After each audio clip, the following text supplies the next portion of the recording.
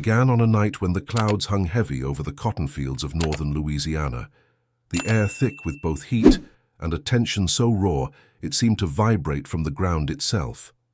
In every small town along the river, stories bled through the walls of each home. Stories of cruelty, secrets, and survival, told only in whispers or in the frightened hush of prayer. That particular night, the widow Ellison's old mansion, standing at the edge of the county's most treacherous swampland, was quieter than usual, too quiet as if the very earth was holding its breath, waiting for something terrible to happen. To outsiders, the widow appeared an enigma, a woman made ghostly pale by grief and habit, her days measured out in rituals of mourning and discipline. Her husband had left the world 5 years earlier, after an accident that most called unfortunate, and the rest called suspicious. Since then, the widow walked the vast hallways alone, never addressing her servants except with the sharpness of command, her voice slicing through the silence like the edge of a blade. The house itself, with its tall columns and faded shutters, seemed both proud and wounded, an heirloom, from an era that refused to die but had lost all. Warmth. Henry was one of the widow's slaves, a young man with shoulders broad from labor, and eyes keen enough to notice every crack in the plaster, every shift in the manner of those around him. No one paid him much attention, for Henry's job was to keep out of the way, tending the horses, hauling water, mending fences in the daylight and at night, listening to the sounds of foxes and distant thunder.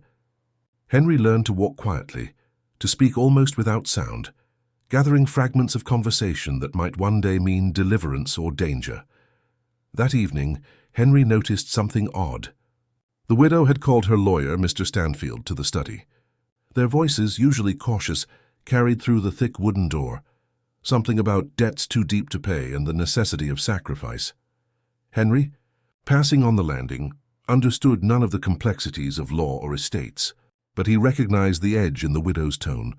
It was the same panic that gripped a person who saw a trap snap shut and realized they were the animal inside. The staff felt it too. Dinner was tense, the food left barely touched. The housekeeper closed the curtains early. The stable boys kept their heads down. Only Henry watched, curious, cautious, and against his better judgment, compelled by an unexplainable sense that tonight something was going to break. After sundown, the widow summoned Henry into the parlor. She looked at him not as a person, but as a tool, her gaze hard and unflinching. Rising from her chair, she handed him a shovel and told him there was work to be done behind the barn, by the patch of raw earth at the edge of the woods. No one else was to come. Henry obeyed, compelled by law and habit, but inside fear prickled at his skin. There was an urgency in her request, a darkness riding on the back of every word. Outside, the night pressed in, the burbling of frogs, the buzz of gnats, the distant cry of an owl. The moon was a pale thumbnail behind the clouds, barely illuminating the sprawl of old magnolia roots and the soft sinking ground. There was no lantern, only the possibility of danger lurking in the shadowed edges of sight. Henry's breath fell short as he dug into the dry, hard earth. Every scrape of the shovel sounded louder, sharper, echoing in the breeze. The widow watched from a few paces away. Eventually, with half the pit completed, she gave a curt nod and motioned for Henry to stop. That's when he saw her hold up an old iron box, rusted at the hinges, heavy, locked. She said nothing about its purpose. She ordered him to place it deep in the hole and cover it, no questions asked. Henry hesitated. Her thin hand shook as she gestured, and for a moment the strict mask of control wobbled. There was something like desperation in her eyes. But in the world of the widow Ellison, hesitation was dangerous, so Henry obeyed. As the dirt fell and the box disappeared beneath the soil, Henry tried to ignore the sensation that he was burying not just a piece of metal, but something much worse. He tried to persuade himself it was none of his concern, but in the back of his mind suspicion grew. He remembered old stories told by his father about men doing evil under cover of darkness, how the land never really forgot, how some acts echoed for generations. After the work was finished, Henry glanced one last time at the mound of dirt, its edges uneven, disturbed. The widow returned to the house as if nothing had happened. But Henry lingered, his mind racing with questions he dared not ask. What was in the box? Why tonight, with debts, secrets, and fear hanging heavy in the air? That night, sleep would not come. Henry lay awake on his bench in the stable, listening to the relentless chorus of insects, haunted by the image of the widow's trembling hand and the iron box lying in its cold grave. The rain began sometime after midnight, tapping gently on the roof above, a sound familiar yet now charged with meaning. By morning everything had changed. The widow spoke little, her face lined with new exhaustion. The staff avoided the barn, and the ground by the old patch of earth seemed to have sunk deeper. Henry felt the weight of what he'd helped to hide, an uncomfortable complicity that gnawed at his insides. Yet still he knew he was powerless, bound by rules written by others but enforced with every breath. As days passed, Henry began to notice more. The widow's increasing agitation, her long walks through the cemetery behind the house, her refusal to sleep at night. Rumors blossomed among the servants. Someone had seen her burning letters in the hearth. Others claimed she spoke to herself, reciting names and curses. No one dared speak openly about that night, but for Henry, what he saw in the widow's eyes, what he'd felt as the dirt covered the iron box, and what he heard in the silence that followed, these would follow him for the rest of his life. Secrets buried on southern soil do not remain quiet for long. Eventually, the past claws its way up through the ground, demanding to be reckoned with.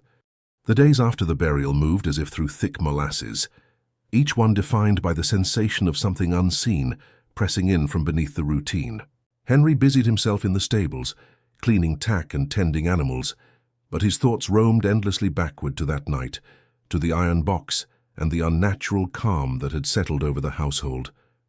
The widow kept to her chambers, emerging only when absolutely necessary, her presence more spectral than human, her eyes shadowed with suspicion and sleeplessness. A week passed, punctuated by small events: a broken fence, a runaway calf, a visiting preacher, who left with a dark expression after only an hour at the Ellison estate. The farmhands, sensing a mood shift, grew restless, whispering to each other in low tones when they thought the overseer had turned his back. Some of the older slaves claimed the ground near the barn had changed, that crops wilted faster there, and animals refused to graze near the disturbed earth. Such talk was dangerous, but fear had spread and would not be easily undone. Henry tried to dismiss these tales as superstition. He told himself he knew better. He had touched the box himself, had felt its mundane coldness, its weight solid in his hands. But uneasy dreams came nightly, visions of roots choking the earth, of faceless figures speaking in hollow voices, of the widow standing over him with accusation radiating from her face. When he woke, it was always in sweat and confusion, with a persistent ache in his chest that would not go away. The estate itself became a living maze of secrets. Locked doors appeared where there had been open corridors before. The attic was suddenly off limits. At night, Henry sometimes heard the widow pacing above him, her steps erratic and dissonant. Occasionally, he would catch a glimpse of her at her window, staring just beyond the property line as though expecting someone to emerge from the thicket. Servants began avoiding the second floor, muttering about strange drafts and the sensation that someone was watching them. One evening, as dusk painted the sky in fading gold, Henry saw something that stopped him cold. In the rear garden, one of the new housemaids, Clara, nervous and pale, had collapsed while hanging laundry. Rushing to her side, he found her trembling, eyes wide and unfocused. She whispered, "It's buried, I saw it." "Something is wrong." Her words set off new waves of anxiety. When Henry tried to comfort her, she only shook her head, refusing to be moved until the overseer came pounding out of the house and dispersed them with threats. That night, the rumors reached a fever pitch. Several workers approached Henry, convinced he knew more than he let on. They demanded to know the truth about what lay beneath the barn's shadow. Fearing reprisal, Henry denied knowing anything, but inside guilt and terror were twisting together, pushing him ever closer to the edge of confession. In the community beyond the estate, news of strange goings-on at the Ellison place began to circulate. Children crossed themselves when passing the mansion. Elders lowered their voices when the widow's name came up.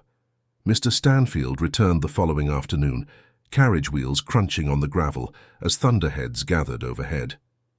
Henry watched the widow and her lawyer retreat into her office. Their voices, despite the heavy walls, reached him in clipped commands and urgent muttering. He overheard fragments, words like evidence, insurance, and missing, and above all, Henry. The mention of his own name made his blood run cold. Was he now caught up in something far deadlier than debt? Had he, by obedience, become complicit in a crime without knowing its nature? Increasingly desperate, Henry considered escape, but realized he was trapped by circumstance and suspicion. To run would be to invite pursuit. To stay would be to live under the unblinking gaze of those who controlled every aspect of his life. The other slaves, sensing his agitation, stopped speaking to him altogether, further isolating him from the only community he had known. One night, unable to sleep, Henry wandered the grounds.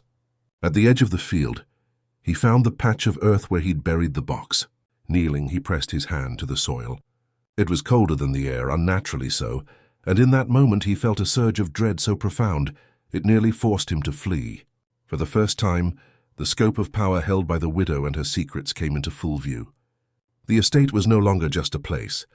It was a prison crafted from privilege and pain. The deeds done here were buried, but they were never truly gone. As dawn broke, Henry realized that the cycle of silence and fear would continue. The widow grew more withdrawn, the staff more fractured. Behind every locked door, behind every whispered conversation, the truth clawed for release. Henry knew what he'd seen, what he'd done, would mark him forever. But in the depths of his confusion and terror, a strange resolve began to build. He would uncover the truth, even if it cost him everything. The chapter ends with Henry staring at the patch of earth and the horizon beyond, finally aware that beneath the surface of every secret lies the destructive force of the truth, a force waiting to erupt and forever change every life it touches. Dawn on the Ellison estate revealed a silence even deeper than before, one that settled in the cracks of old wood and swept through the corridors with an insistent hush. The mansion itself, modeled after the grand antebellum homes of Louisiana, stood as a relic and a wound, its columns stained with rain, its rooms packed with shadows and memories too heavy to name.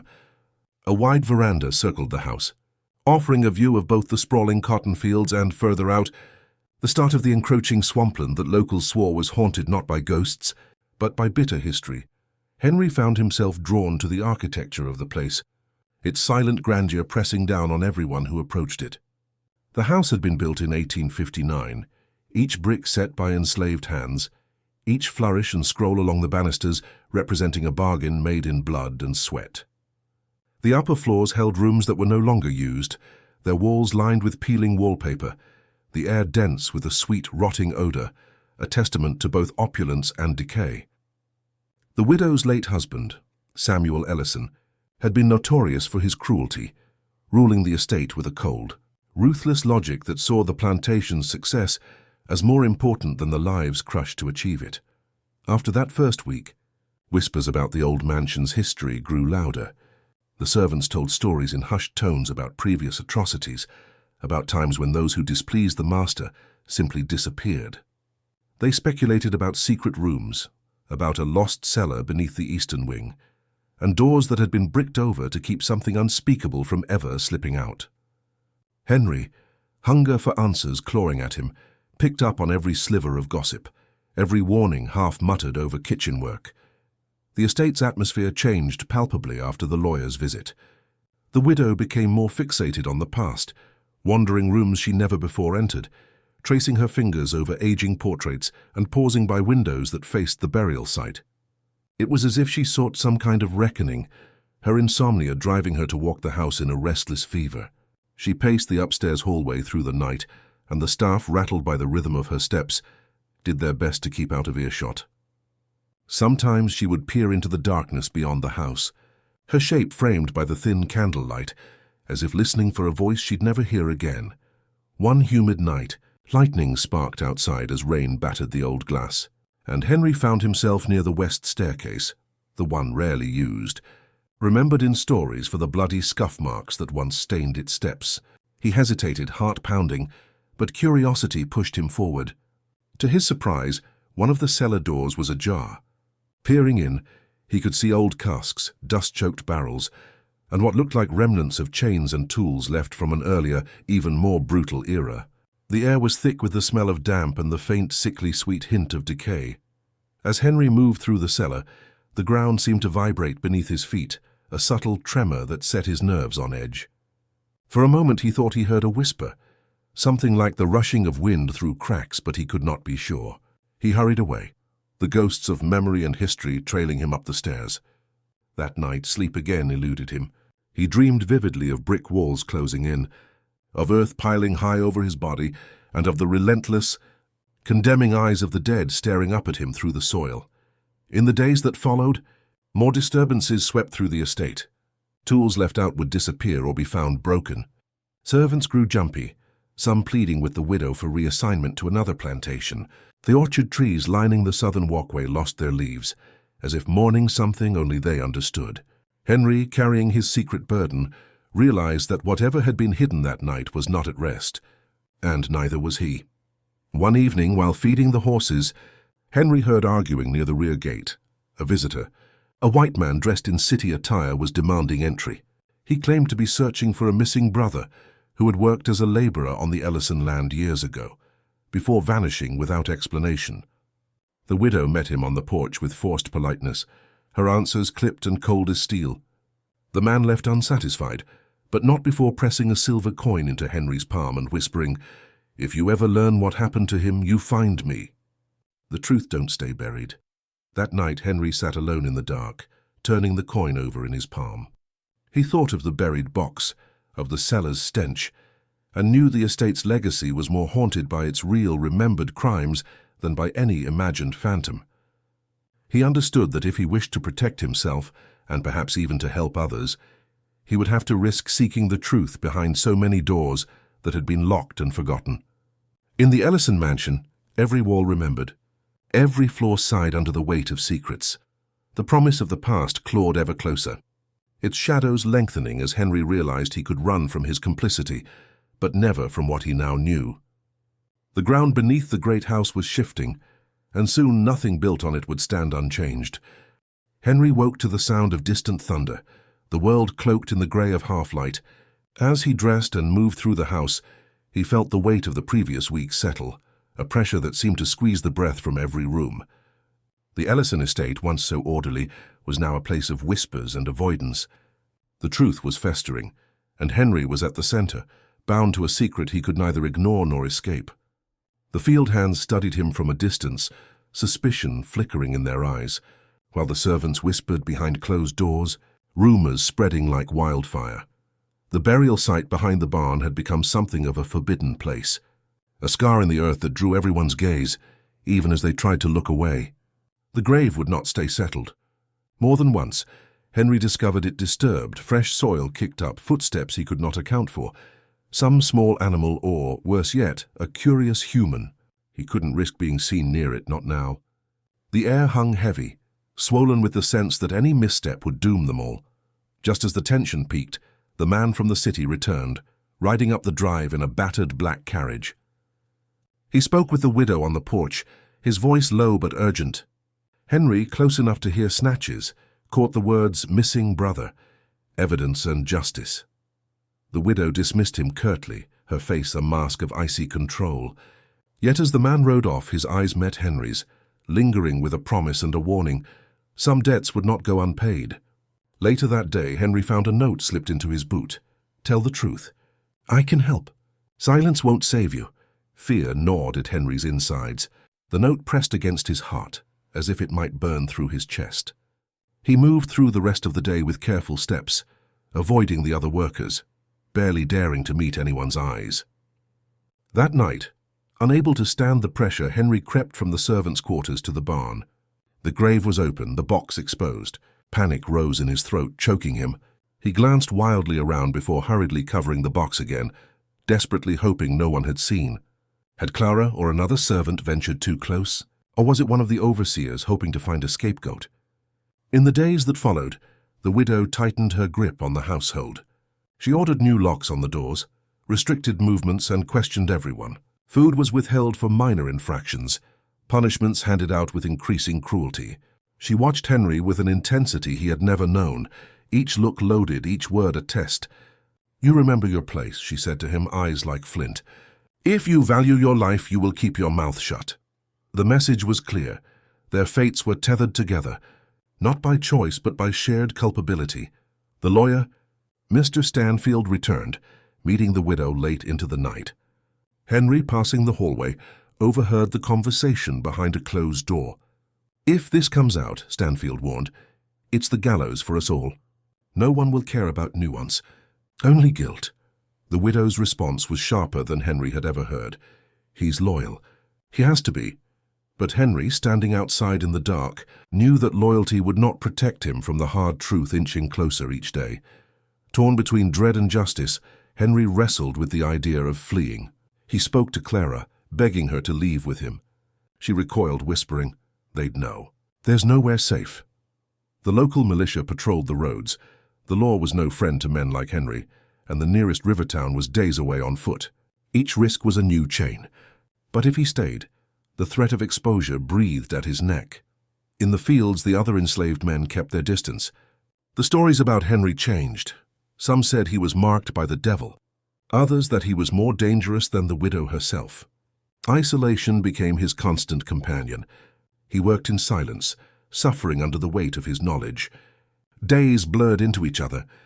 Each new visitor to the estate sent Henry's heart racing, the fear of discovery blooming anew. One stormy afternoon, a sheriff arrived in muddy boots, demanding to search the property. The pretense was livestock theft, but as deputies combed the grounds, Henry saw their glances linger on the barn, on the patch of ruined earth. The widow stood on the porch, a portrait of composure, her answers clipped. The sheriff left unsatisfied, but his parting words rattled everyone. "Strange things happen on old land. Secrets never stay buried." That night, under the veil of darkness, Henry stood again at the burial site. He dug, hands trembling, heart thundering in his chest, pulling back the dirt with frantic urgency. The box was still there, but something had been placed atop it, a tattered piece of cloth stained and marked with symbols Henry did not recognize. It was a message, a warning, or a plea. He stumbled back, clutching the cloth, understanding that the truth was dangerously close to the surface. Inside the great house, the widow waited. She called Henry to her study and forced him to kneel. "If you say one word, your life ends here. The box, the cloth, the man from the city, it all dies with you," she hissed. Tears stung Henry's eyes, but he nodded, buying time, praying for a miracle that would not come. As the night wore on, Henry sat in silence, mind racing through every memory of the last month. He knew that, regardless of what happened next, his life could never return to the way it was. He was bound to the estate by fear, anger, and a twisted sense of fate. Betrayal, he realized, cuts both ways, and as the truth clawed ever closer, Henry understood his fight was not just to survive, but to keep from being consumed by the darkness that ruled the widow's house. 1,000 words. Henry woke before dawn, sweat slick on his forehead, the nightmares still lingering. The relentless tension of the estate pressed down on him from the moment he opened his eyes. With each sunrise, the air at Ellison was thick with accusation. Sleep offered no solace, and every shadow seemed to whisper threats of exposure. He dressed quietly, listening to the distant creaks of the old house, every sound a reminder of secrets too heavy to bear. Outside, the plantation was cloaked in the blue haze of early morning. Henry went about the routines, his gestures mechanical, mind elsewhere. He avoided the others, the wary field hands, the servants huddled together, whispering with frightened eyes. All knew something was wrong, but no one dared name it. Clara, when he caught her gaze, shrank back. He felt completely alone, a pariah neither trusted nor forgiven. The ground behind the barn where the box was buried gnawed at his conscience. He would cross the yard, his eyes drawn again and again to the spot, half hoping it would disappear, half expecting to find it exhumed.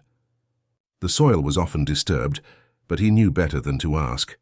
He could feel the circle tightening, as if everyone was just waiting for him to break. The man from the city returned, cutting through the estate's hush with purpose. He stopped at the porch, confronting the widow. Henry listened unseen from the corner of a shed. Their exchange was hissing and furious. "You're hiding him." "My brother is gone, and someone here knows why." The widow's reply was as cold as ever. "You have nothing. Leave before you regret it." The visitor's threats were empty, but he left a message for Henry, another folded scrap of paper tucked under a loose stone. "The time comes for liars and thieves." Speak now or be damned with them all. Henry's hands shook as he read and destroyed the note. He was watched even more closely now. The widow summoned him alone and demanded complete fealty. You are mine. If the law comes, it is your name I'll give. Make no mistake. Her voice was thin but steeped in venom. He agreed out of fear, the knowledge of his powerlessness burning like a wound. Stanfield, the lawyer, pressed even harder, his questions now tinged with panic. We need assurances. That box, if anyone finds it, we're all lost. You're the key, boy. Remember that. Henry's silence was his only defense. He wondered if loyalty would save him or drag him under. The rules here were written by those who held the whips. The truth mattered less than who could twist it to their needs. Unable to rest, Henry wandered that night beneath a sky crowded with restless clouds. He knelt at the burial site, desperately hoping for clarity or courage. The ground was still loose, imprinted by shoes and paws alike. He found a scrap of red cloth atop the dirt, stained and knotted, a warning or perhaps a sign from one of the others. His blood ran cold. He realized the cycle of fear would snap soon. They'd had to. The next morning, Henry overheard the widow hiss at Stanfield about no more risks. She demanded to know if someone else in the house had spoken, if one of the servants had betrayed her memory of that night. Stanfield was curt, his confidence frayed. Someone's digging, Lydia. If we don't act, the past will bury us all. Henry, eavesdropping with his heart pounding, realized the threat no longer came from outside alone. Within these walls, loyalty was measured by silence and enforced by terror. An uneasy truce gripped the estate. Every glance felt weighted with accusation. Food became scarce as punishment. The weakest workers collapsed in the fields, and the overseers barked commands louder and harsher. Henry began hiding small pieces of bread, fearing hunger and the chill in the widow's eyes. Days blended into nights, the rhythm of dread unbroken. One afternoon, a group of deputies arrived, the excuse a routine inspection. Everyone tensed. The barn was searched, the ground behind prodded. Henry's heart hammered when the sheriff paused, studying the settling soil, but eventually he moved on. As the lawmen departed, the widow's stare bored through Henry as if she could see each thought etched into his skull. Once darkness fell, Henry sat alone, staring at the barn from a safe distance. His mind churned, caught between impossible choices, to run and risk everything or to stay and wait for truth or betrayal to find him. Clara brought him water, her face drawn with terror. She whispered, "If you leave, take me, please." He nodded, afraid but resolved that he would not be lost alone if flight was the only way forward. That night, rain battered the roofs, mocking the house's isolation. Henry tried to sleep but lay awake, counting each crash of thunder like a tally for his own future. He feared the morning, the inevitable knock at the door, the final unmasking accusation. The secret had become a living thing, stretching, coiling, poised to strike at any moment. As dawn broke, Henry realized the Ellison estate's grip was absolute and that freedom was a fantasy. Each day was a wicked bargain, betray and survive or remain loyal and vanish. No matter his choice, the consequences would be paid in full. The box in the earth was no longer just the widow's guilt. It had become his own, fused to his fate, a chain heavier than any iron. As the first light crept over the horizon, Henry knew that survival would require more daring and desperation than ever before. Henry had stopped counting the days since the fateful night when he and the widow buried the iron box. Time moved strangely in the Ellison estate, compressing and stretching as fear dictated the rhythm. He performed his chores with mechanical precision, always conscious of watching eyes and the persistent threat that any misstep could cost him everything. The plantation, once described with pride by those who held power over its fields, became nothing more than a stage for paranoia and isolation. The widow's behavior grew unpredictable, her mood swinging from icy silence to frantic rage. Over dinner, she demanded the servants account for every moment, every action. Henry kept his head low, but his nerves flared as he sensed her growing suspicion. Mr. Stanfield returned, his presence making everyone uneasy. Henry overheard urgent whispers between lawyer and mistress, phrases like contingency plans, escape route, and cover-up. Each word chipped away at Henry's sense of safety, reminding him how precarious his position truly was. Food became scarce.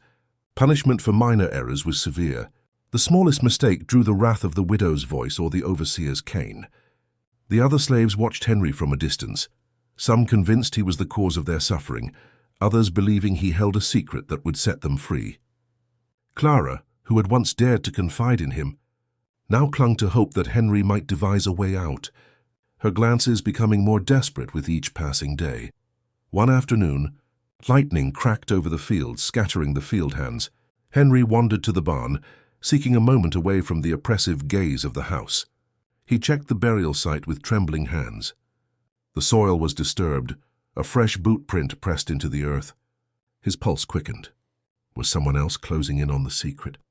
Or had the widow herself sought to ensure nothing surfaced beneath the weight of suspicion? Within days, the man from the city returned, pushing past the gates with renewed determination. He pressed the widow. "My brother vanished here." "I know what you've done. The authorities will come, and nobody is above justice." The widow smiled thinly, replying, "You have no proof.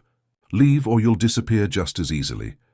The man's eyes flickered with both anger and pity, and before departing he tossed Henry another note. "If you stand with them, you fall with them." Sleepless nights became routine. Henry paced the servants' quarters, plagued by the knowledge that he couldn't run forever, nor could he continue bearing the burden in silence. Clara joined him in the darkness, whispering, "They're watching. If we go, we never look back." Henry nodded, knowing that trust among the powerless was their only hope for surviving the ruthless grip of the estate. The tension broke when one morning the local sheriff arrived, accompanied by deputies. The excuse was a search for stolen livestock, but the way they moved through the mansion and the fields made their true intention clear. They were hunting for something hidden, something damning. Henry watched the men probe the patch of earth near the barn, their boots scuffing the mound. He barely dared to breathe as the deputies questioned him, their expressions hard and unreadable. The widow stayed poised as always, her words clipped and controlled, but Henry could see her hands shake. After the sheriff left, the widow called Henry into her office. Rage boiled in her normally icy demeanor. "If you speak, it ends for us all," she spat. "You think anyone will save you? They'll hang you first and I'll watch." Henry met her gaze quietly, suppressing the urge to scream or run. He left her office filled with dread, his hope sinking into the deepest pit of his soul. Rain lashed at the windows that evening as Henry paced the hallway, clutching the latest note from the city man. He thought about the secret in the earth, the chain binding him to the widow, and the futility of silence. Could he risk everything and run? Would Clara follow? Was freedom even possible, or was he doomed to pay for others' sins whether he spoke or not? The next day passed in a fog of exhaustion. The circle of suspicion tightened. Every servant's movement was tracked, every word monitored. Henry realized the widow wouldn't hesitate to destroy anyone who threatened her safety. Clara urged him to act, but fear paralyzed him. To betray the widow meant risking his life. To stay meant losing it piece by piece. Finally, when the mansion seemed to swallow all hope, Henry reached a decision. He'd write down everything he knew, every terrible detail, every threat, the exact location of the buried box. If he vanished, at least the truth would remain. Beneath the moon's uncertain light, he prepared to slip the pages under the city man's carriage, his last chance of severance or salvation. As midnight passed and silence reclaimed the estate, Henry's heart raced. The secret he had carried for so long was about to break free. He could not predict what would come next, justice, vengeance, or more suffering. But one thing was certain. With the first light, nothing at Ellison would ever be the same again. The Ellison estate woke to the first mild breeze in weeks, but the tension among its residents was anything but calm. Henry's nerves had worn thin. He performed his morning chores with trembling hands, acutely aware of the impending crisis. The secret of the buried box weighed so heavily that every step felt like walking through water, fighting unseen currents. Clara brought him a cup of coffee, offering a faint smile, her eyes reflecting both fear and hope. She whispered, "If you're leaving, I'll follow." The promise of companionship gave Henry fleeting courage in the midst of encroaching dread. The widow, more erratic than ever, barked orders with venom. Her paranoia metastasized into hostility, each word sharpened against the servants and field hands.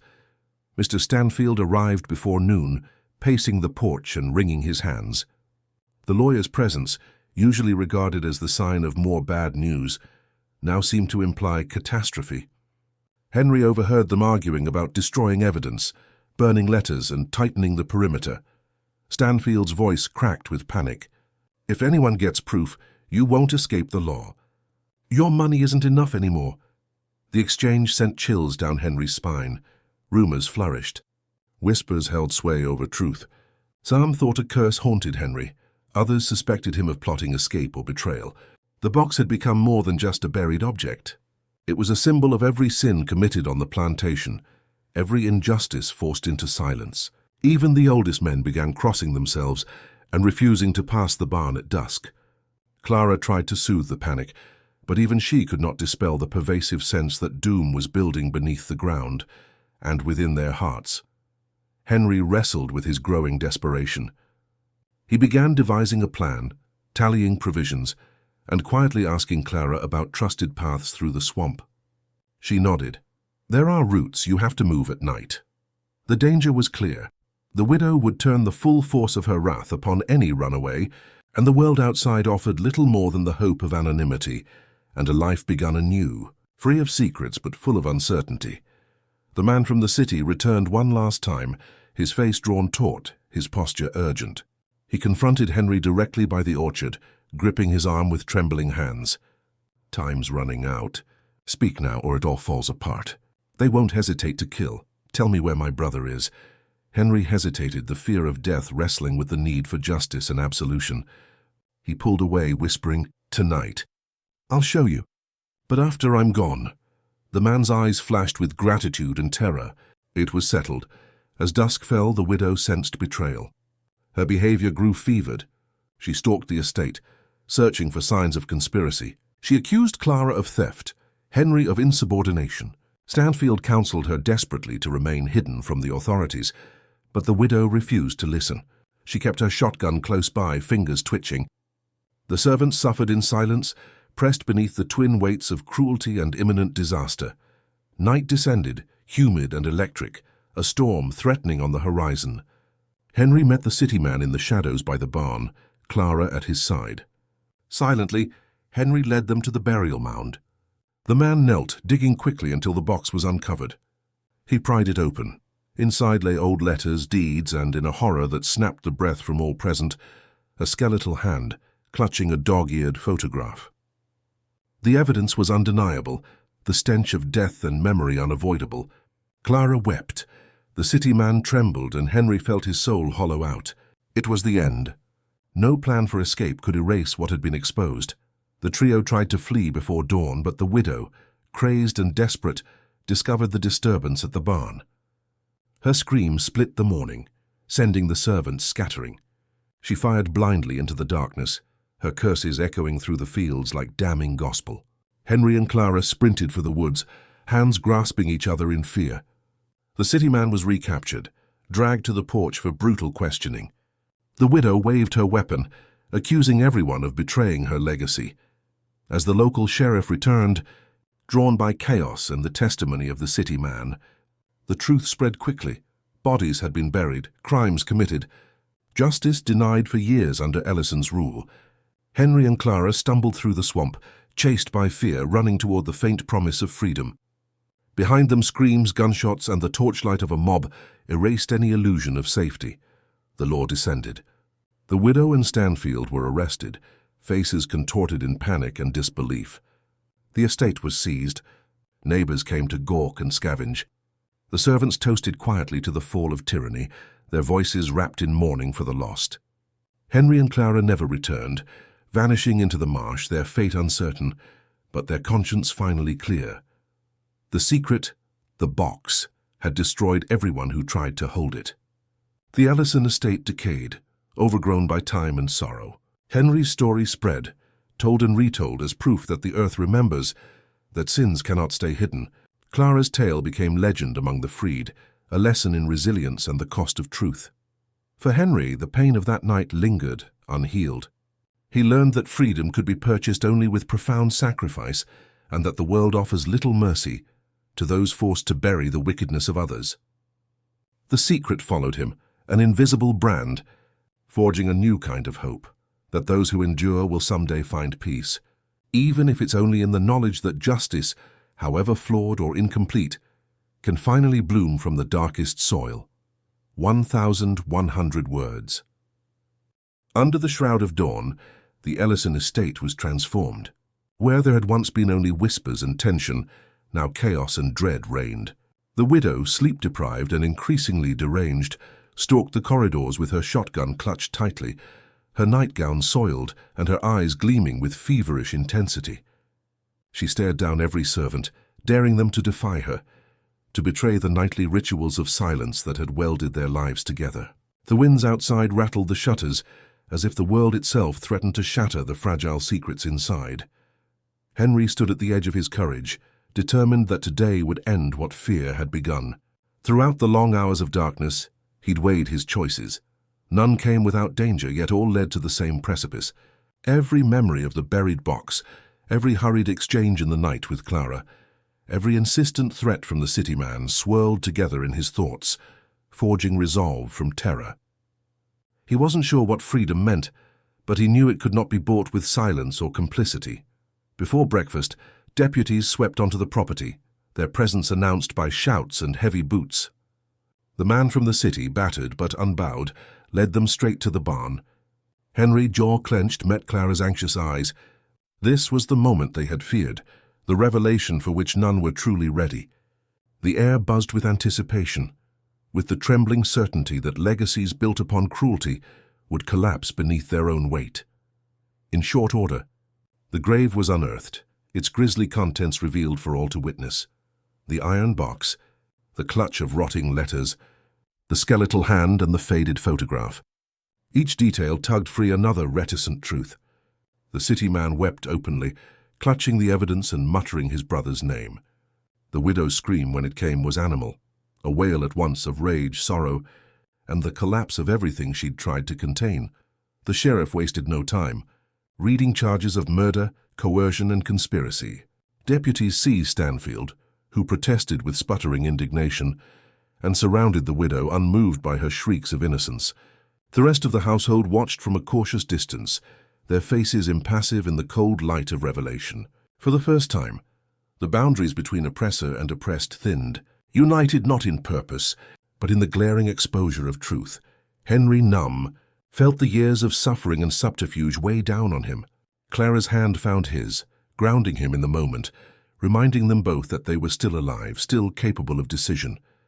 The deputies questioned each servant in turn.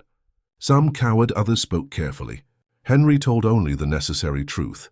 He had buried what he was ordered to bury. He had witnessed the widow's threats, and he had feared for his life every hour since. In the aftermath, the estate was marked for dissolution. The cotton fields were left untended, vines crawling over the fences and creeping towards the house with each new rain. The widow and Stanfield were carted away, shriveling in the back of a prison wagon. The city man departed, clutching the last tokens of family. His pain, though blunted by justice, would never truly fade. Newspaper men arrived, snapping pictures, recording cheap headlines, none capturing the full horror or the small courage required to bring light to so much darkness. Henry and Clara slipped away in the confusion, their escape barely noticed. They journeyed by night, moving through swamps and abandoned roads, never sleeping in the same place twice. For weeks, fear of pursuit haunted them. Each cracked stick in the woods could be a hellhound let loose by the widow's allies. But as days passed, dread faded, replaced by something like hope. They made it to a small community upriver, claiming new names and new lives, at last removed from the plantation's reach. Freedom, Henry discovered, was neither gift nor relief. It carried its own wounds, the guilt of what he had done, the loss of those who could not flee, the knowledge that so many secrets would never reach the world beyond the fields. Clara kept them tethered to purpose, helping others hide, smuggling news, learning to read and write. Together they built up a new existence, equal parts pain and promise, forging family from the wreckage of everything Ellison had destroyed. Rumors chased them for seasons. Tales of the slave who survived and the mistress who buried secrets trickled through the region, sometimes warped into legend, sometimes condemned as cautionary truths. Some listeners recoiled, others nodded in recognition, all aware that the plantation's ghosts roamed a country slow to atone. Henry seldom spoke of the night he dug the grave or the final morning of reckoning, though the details haunted him as surely as any wound. Clara bore scars, too, both visible and hidden. Sometimes she awoke screaming, reliving gunshots and the widow's wild eyes. Sometimes Henry could barely rouse himself from dreadful dreams. Yet together they endured. Their bond was a refusal, a statement that survival, though purchased dearly, was not the same as surrender. Even in a world unmoved by justice, their existence was defiance, a quiet marker that at least some secrets would not be allowed to destroy all joy. In years to come, the Ellison house rotted into ruin. Vines strangled the columns, storms shattered the windows, and the local children invented stories of curses and treasure buried deep below. Historians came, sometimes searching for traces of the past, more often leaving unsettled by the cruelty etched into every brick. No memorial was built for the nameless lost. Only the land in its wild reclamation offered the closest thing to restitution, the return of silence, thicker and more merciful than before. Henry aged with quiet dignity, respected for his resilience, but rarely questioned about his origins. He lived long enough to know his grandchildren would never call another human master, long enough to see old wounds begin, if slowly, to heal. Emma, Clara's daughter, learned to read from her father's trembling hand, never knowing fully the price paid for that right. On summer evenings, Henry would sit outside, the world golden and peaceful, and let himself believe that freedom, though fragile and incomplete, was real, earned, not given, defended, not begged for. The secret that almost broke him became, in time, the lesson he passed to each new generation, that cruelty must be named, that silence is complicity, and that even in tragedy there can be dignity. The fate of the Ellison estate was no longer a chain, but a warning. The earth will not forget, and neither should those who survive. 1,100 words. Every family hides secrets, some so dark they should never see the light of day. Here, we open the doors to those shadowed pasts, uncovering hidden crimes, silent pacts, and stories that echo like ghosts through the halls of memory. If you've made it this far, it means you also carry that forbidden curiosity. So don't hesitate. Subscribe to the channel now, turn on the bell, and follow our next revelations. Because every day, new secrets emerge, and only those who dare to face the truth remain to hear them.